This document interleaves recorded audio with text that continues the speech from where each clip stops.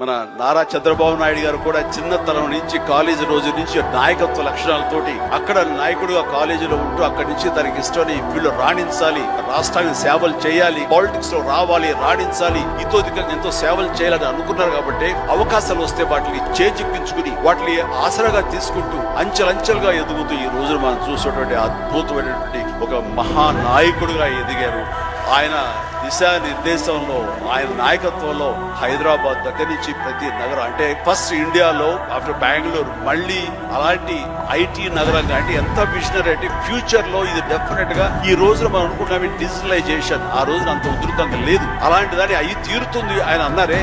ఆయన mind set ఆ రోజు అలా షిఫ్ట్ చేసుకుని దానికి కట్టుబడి ఉన్నారు. కాబట్టి ఈ రోజున ఐటీలో కానివ్వండి, అంత డిజిటలైజేషన్ లో కానివ్వండి, ఇదిగో ఈ రోజున ఏఐలో కానివ్వండి, ఆ స్థాయికి వెళ్ళడానికి నాంది పలికినటువంటి పాయింట్ మన చంద్రబాబు నాయుడు గారు.